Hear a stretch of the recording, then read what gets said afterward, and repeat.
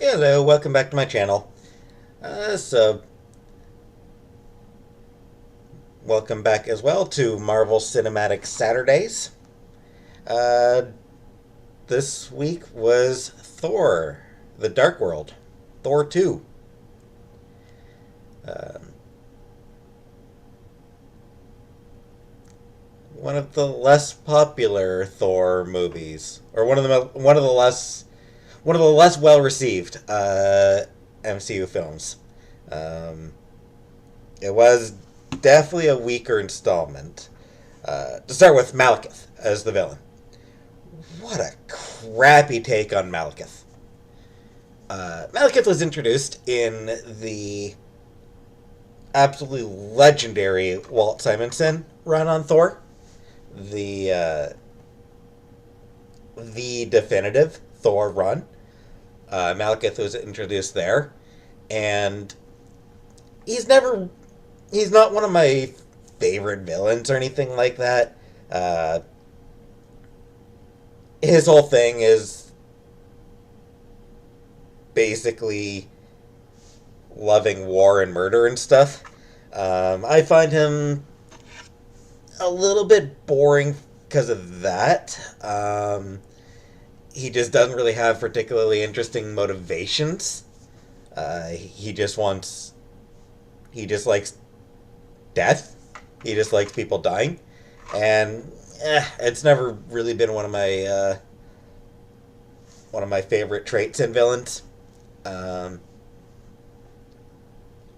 but he definitely had a lot of charisma in the comics. Like he's a very charismatic villain in the comics. He's fun, and they just did such a terrible, terrible take on him. They made him just brown and boring.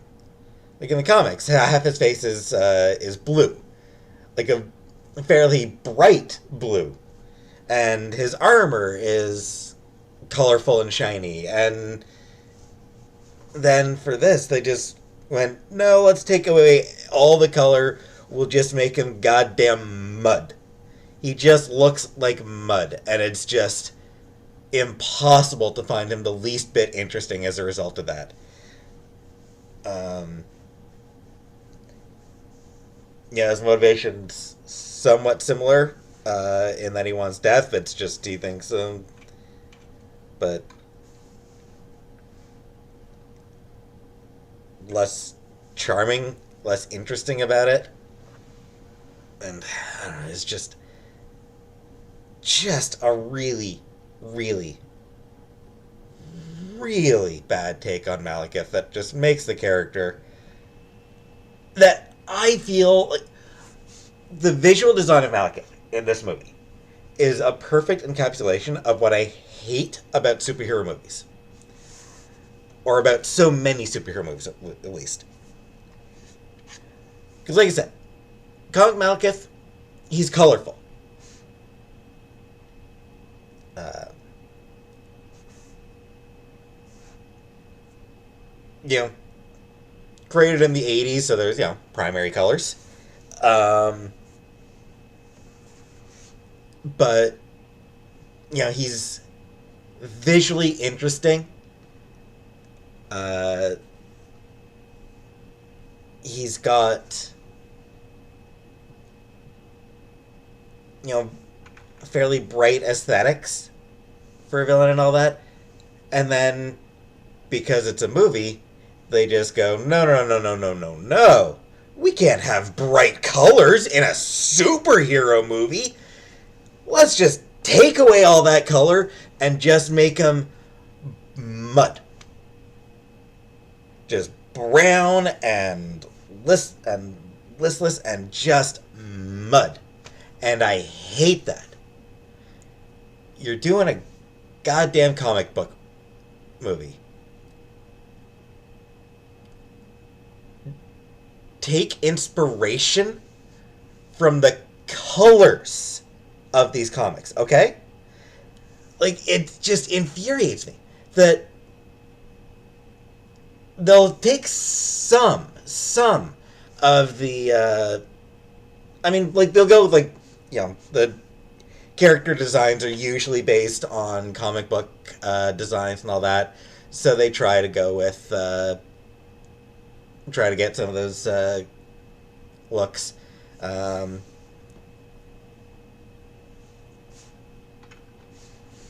so you know, they do try to take some aesthetic inspiration from the comics, except when it comes to color.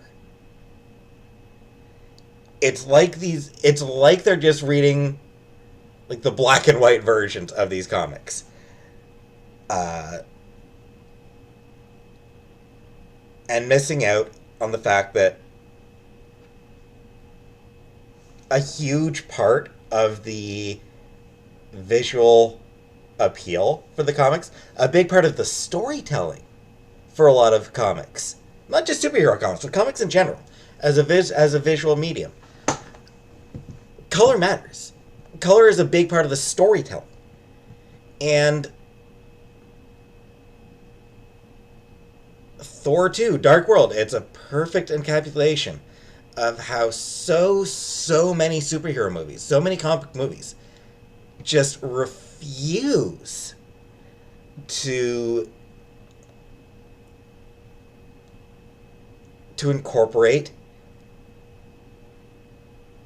the color artists' contributions to the stories in favor of going gray and brown and dark and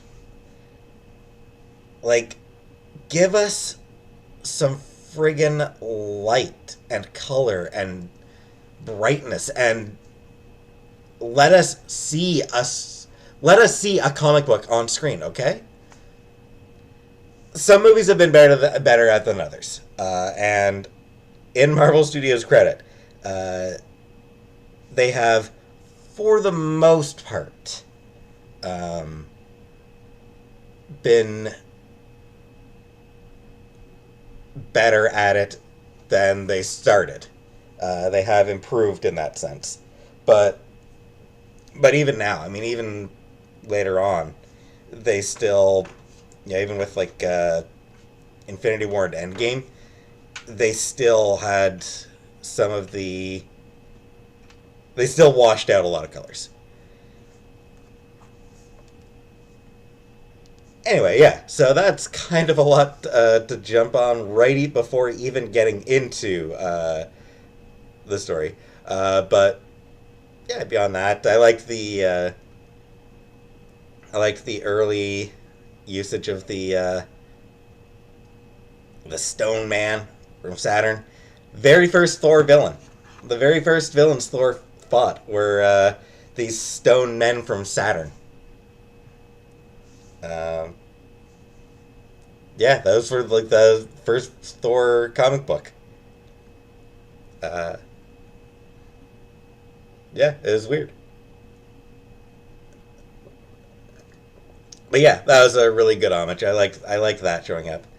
Um, early shirtless Thor scene. Yeah, early shirtless Thor scene just for everyone in the audience.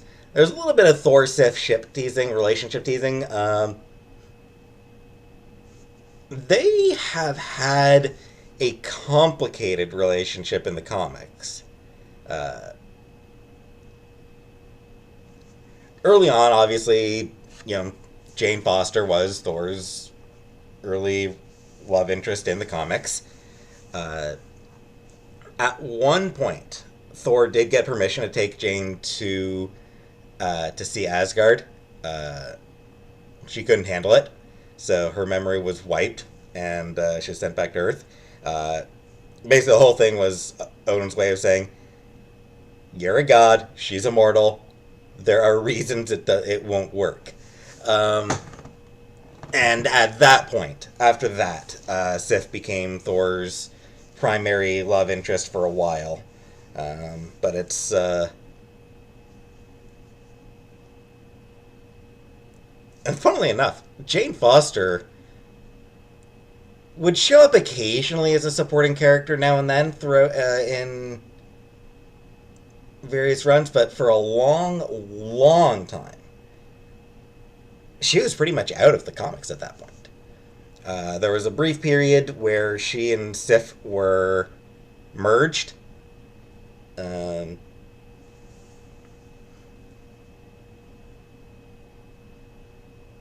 and then, yeah, it was one of those things where, like, every few years, Jane would be brought back as a supporting character for a little while, and then she'd leave the book again. Uh,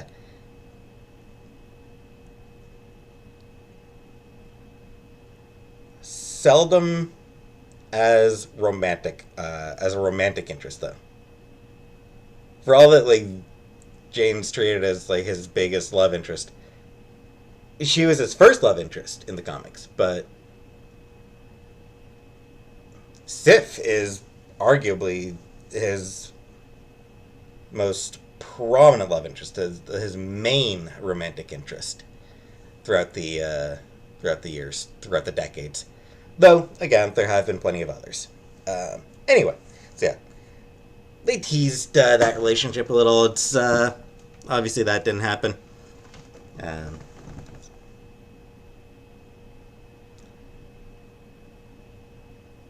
Speaking of Jane and romance, though, I like her date. That dude Richard she was on a date with. He seems really nice. Like, he's just like a really nice guy, and I love his delivery when he's talking about how his last relationship broke up because of the distance and the fact that she kept sleeping with other dudes. His delivery of that line is just amazing. And yeah, Richard is just such a nice guy. I feel bad for him. I really do. It's and he's not even the only case of like a really nice dude who just gets dumped for a superhero. It was sort of a running thing for a little while. Um, anyway, yeah, I liked him. Darcy, obviously, wonderful as ever throughout the movie. Darcy's just great. Um, that scene of Eric Selvig running around Stonehenge naked, it's why? Like, what's the point in having him be naked? Like, it's not even a funny joke, honestly. It's, haha, he's naked. Yeah, it's everything has done that joke. Kids shows do that joke. Come on. Have a little bit more class than that. Um, Darcy's intern, Ian, he's cool. I like that guy. He's pretty fun. The effects with the truck floating in there, that was really cool. And it was done with practical effects, which is neat. They didn't CGI that truck. Um, Instead, they set up a rig and they CGI'd out the rig. But still, the truck was actually like in the air, so that was cool. I liked that they did try to use. I like when movies use practical effects over CGI as much as possible. I find that more interesting. Um, the more a movie uses CGI, the more a movie relies on CGI, the less visually interesting it actually tends to be. Visual effects will always be just way more interesting, and they do make a difference. It does make a difference. Even for someone like me, who, like, I wouldn't be able to tell the difference between CGI and practical effects for the most part. Like, for the most part, I can't really tell a difference. But even for someone like me, I think that the more use of practical effects, uh, subconsciously, I think I do notice that. Uh, and it does make a movie more enjoyable for me. So I do like that. I do like that they did try their best. The scene between Loki and Frigga, great scene. Love that scene. The two of them have really good chemistry together, and I like that Frigga is really able to see through Loki so well. Um, when the Dark Elf fighter ships show up to attack Asgard, I do wish that Heimdall had blown his horn. You know, like he takes down that one ship and then more appear. Uh, he needed a horn to blow. Because that's the thing, he's Heimdall. You know, he's the guardian, and yeah, in times of trouble, he blows the horn and alerts the city. That needed to be there, and I'm disappointed that it wasn't. Speaking of Heimdall, I know Idris Elba hated the experience of this movie. Part of it was probably the fact that, you know, he was already sort of contracted to do the movie at a time when his star was rising really fast, and he didn't get any sort of pay raise with it.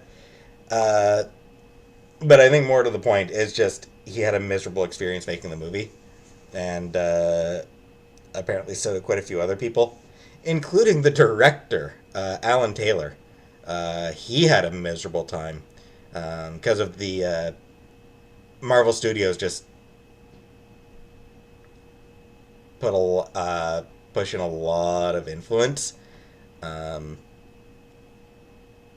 but anyway, yeah, I'll get to that in a bit. But yeah, I wish Heimdall had had a sword. Uh, I I like that Frigga is was a badass in that confrontation with Malekith. I wish it hadn't been in service of fridging her. And there's a term I'll probably need to explain. So, for most of you, aren't going to be familiar with the term fridging. So it was a term. It's originated in comic books. The term was created by was coined by Gail Simone, phenomenal comic book writer, one of the biggest names in comics. Uh, it refers to tendency of comics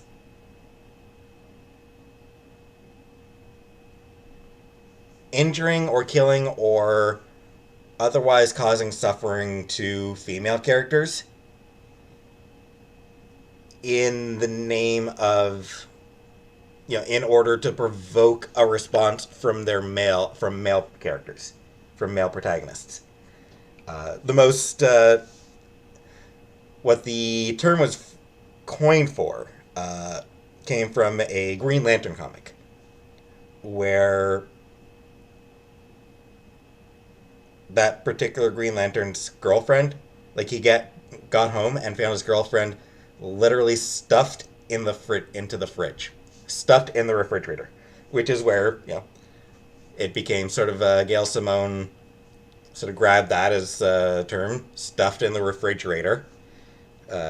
Created a site about it. And it quickly became shortened to just being fridged. But yeah, it's like a female character being killed in order to give male protagonists motivation. Her being killed or injured or uh,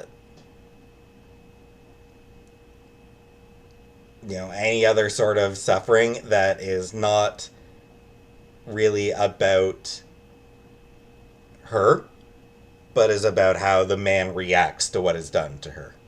It's a shitty, shitty trope. One that's always been overused, and one that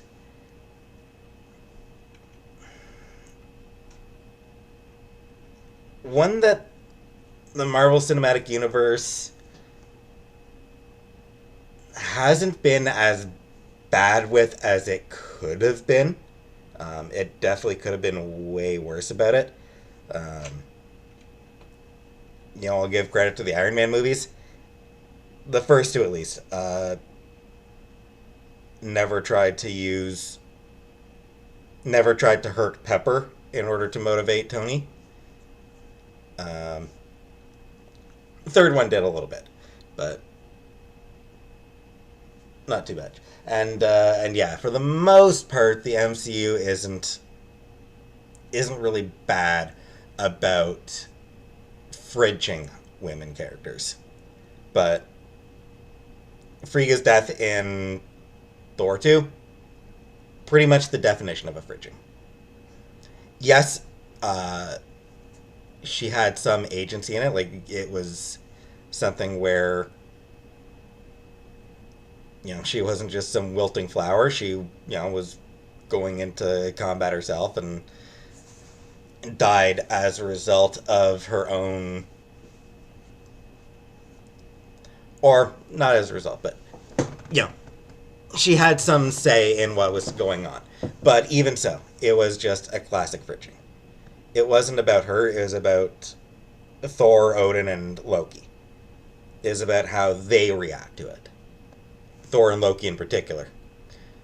Um, all that said, the Viking funeral, very cool, very good scene. I really, really liked the Viking funeral scene. It was really well done. Um, very emotional. From that, so Eric Selvig's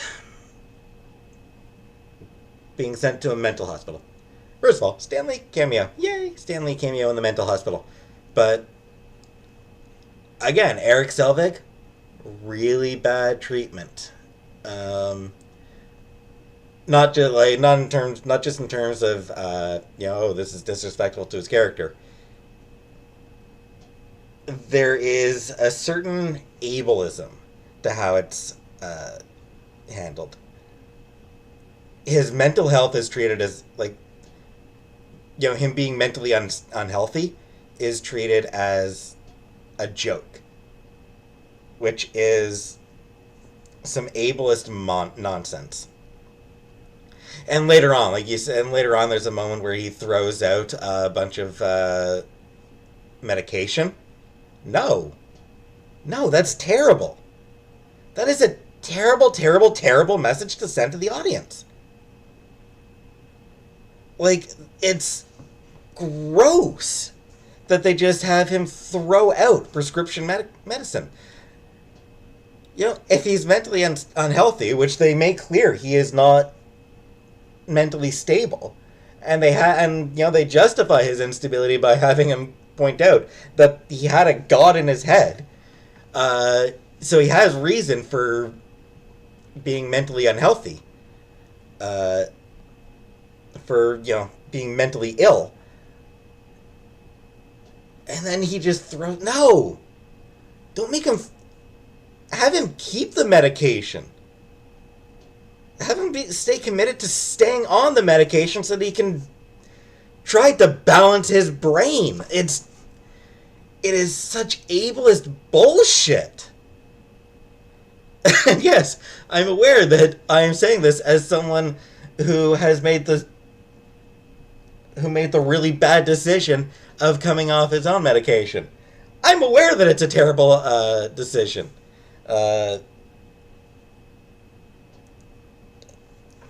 I do plan on getting back onto medication, but, like, Like, just Jesus Christ, Marvel. No! Do not send the message that you don't need, you don't need medication. If a therapist prescribes medication, take your goddamn medication. And movies and TV shows and all that, they have, I would argue, at the very least, a moral responsibility to not send the message that it's okay to just decide to come off your medication. Like to just decide, nah, I don't need it anymore.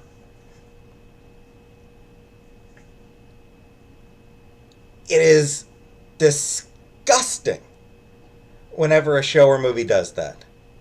It is irresponsible, and it is ableist, and just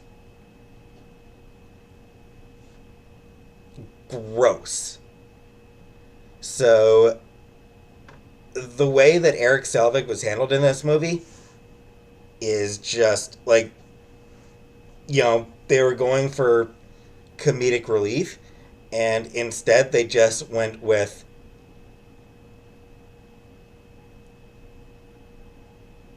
this weirdly condescending attitude towards mental illness. So, screw that noise.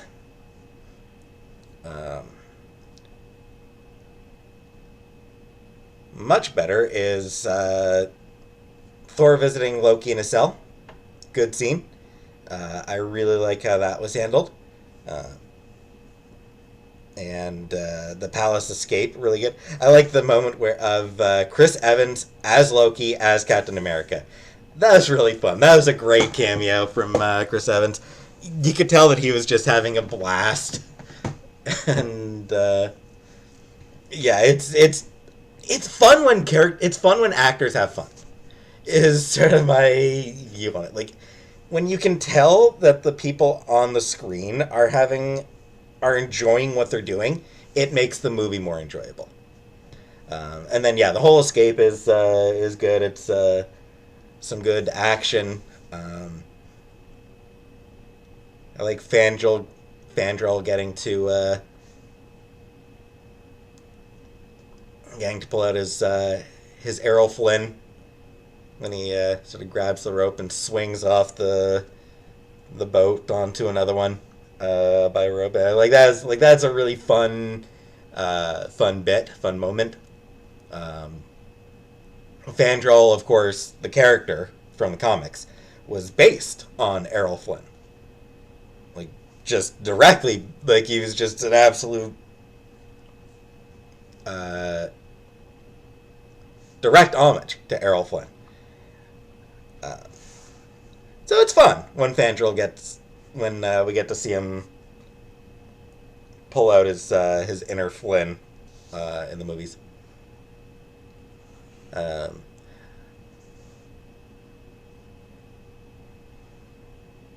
whole thing also, like, it shows Thor as being very clever, which is fun to see.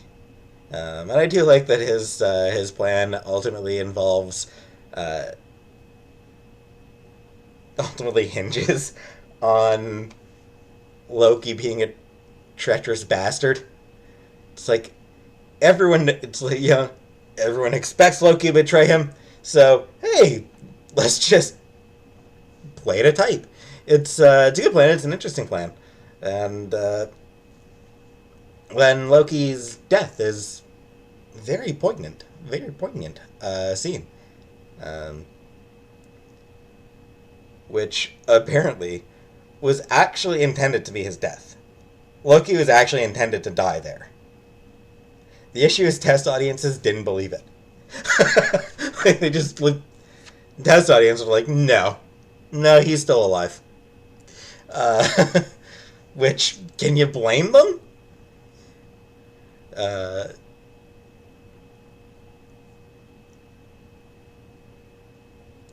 and then then we get another scene with Richard, and God, poor Richard. You know, Jane sounds excited to hear from him, and he's so optimistic, so hopeful. He's like, okay, so she was like, yeah, he's sort of like, she was totally out of it during the lunch, but you know what? She seems nice. I do want to get to know her, so I'll give her another try. I mean, he didn't like, given how disastrous their lunch was, he would have been pretty justified in just giving up on her right there and then. But he didn't. He wanted to give her another try. He understood that, things weird for her and all that, so he wanted to give her another try. And then he just gets led along for that whole conversation. That poor guy. I really hope he found someone. I really hope Richard found someone, Guy deserved a... Guy deserves someone.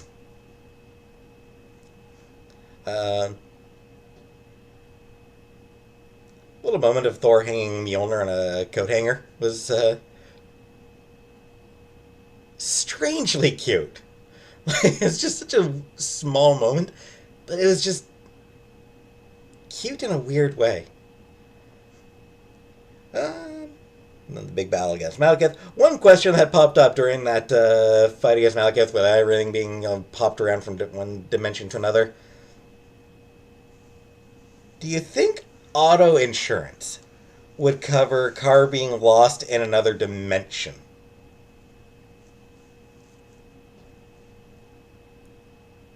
It's a thinker, isn't it?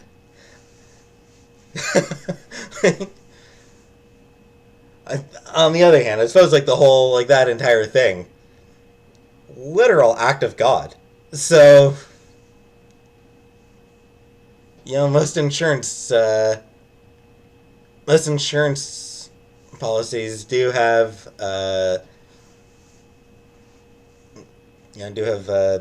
things in place for act of God, and God of Thunder running around. So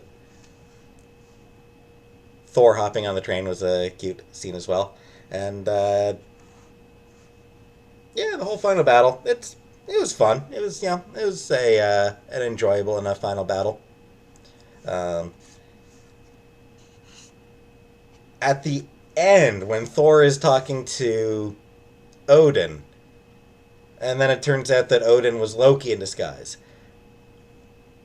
It amuses me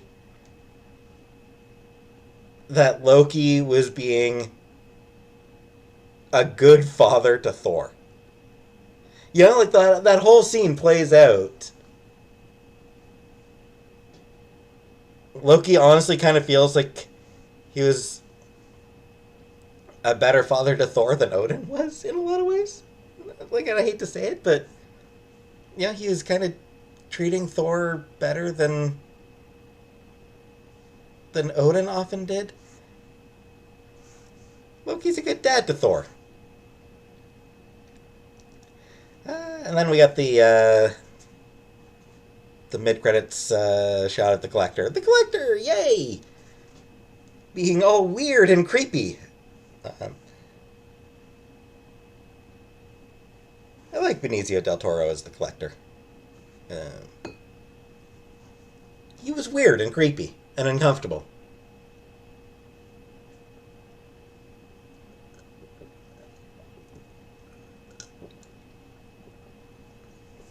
Yeah. So yeah, it's an okay movie.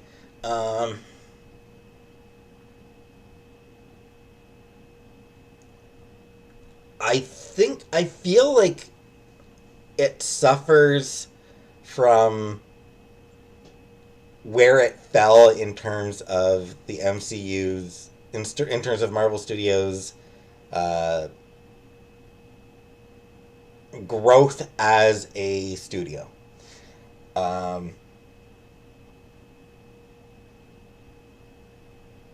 Because the first few movies, the first the first phase, phase one, it felt like each movie was allowed to be its own thing.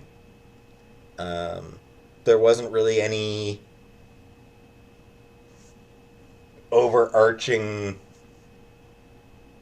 plans or anything at that point. Obviously, they knew it was going to be building up to Avengers, but I think they didn't. I think Marvel Studios didn't quite know how initially, so they allowed those first movies to really be their own thing. Uh, Dark World was where they started trying to really really try to define the direction that the movies would go.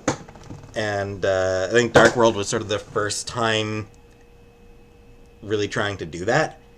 And it showed because it ended up being a situation where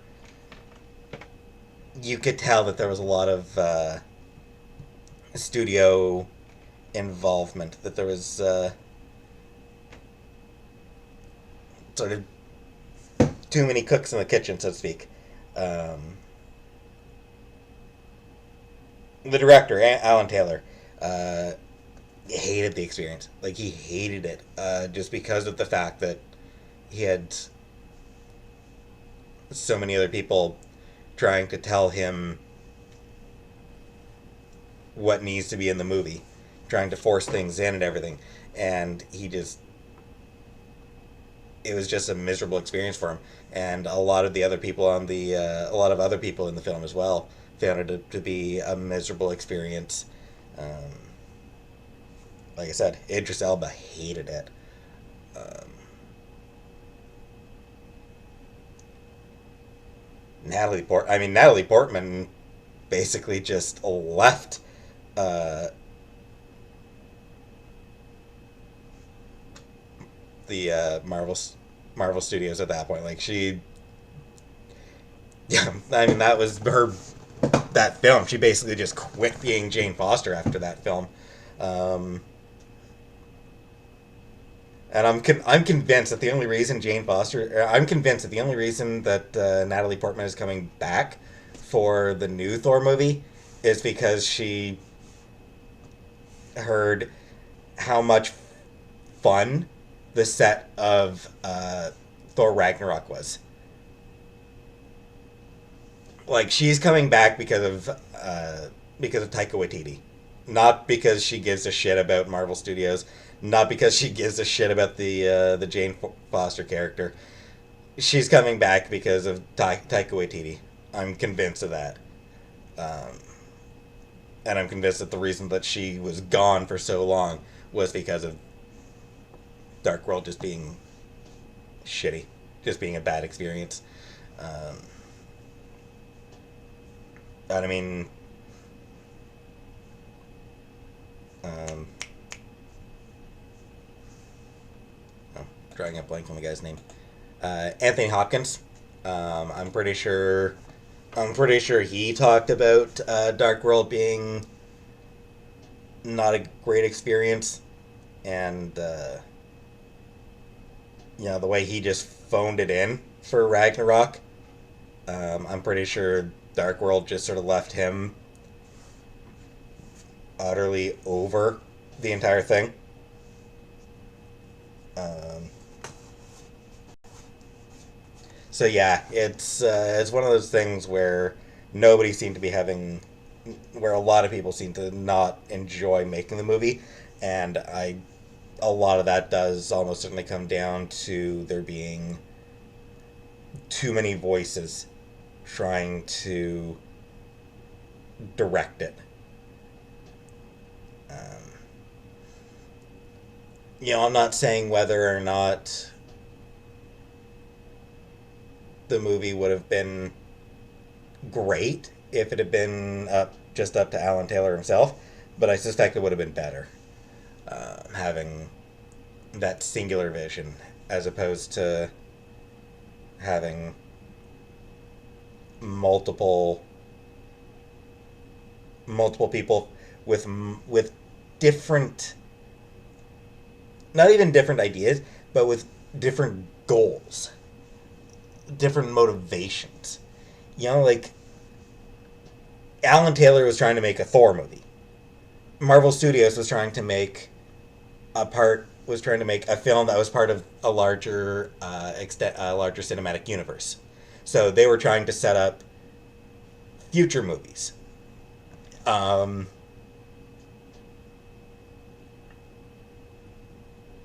and that's sort of where it fell apart. Was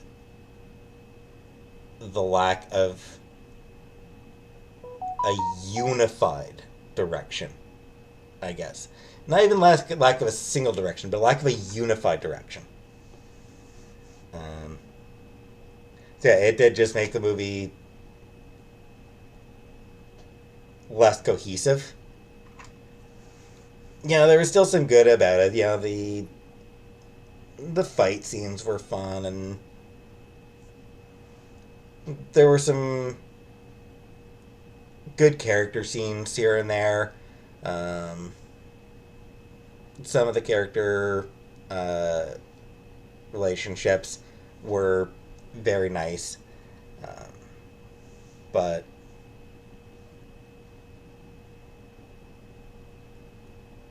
between a lack of a unified direction and a lack of a compelling villain, because as I said at the start, this version of Malekith was just boring.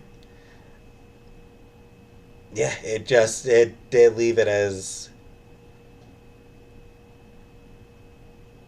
certainly one of the weakest installments of the MCU, one of the weakest entries into the film of the whole franchise, Avengers franchise. Um, Possibly the weakest. And obviously, I've got a few other movies to rewatch.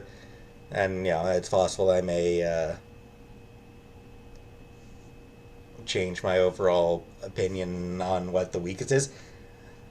But I feel like Dark World is probably the weakest entry into the Marvel Cinematic Universe, at least in terms of the movies.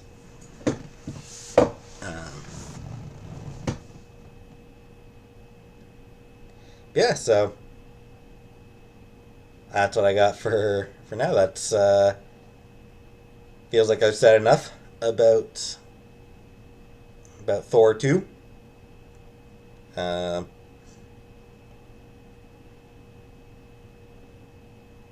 so yeah, let me know what you thought of the movie, I guess. But for now, thanks for watching, and have a nice night.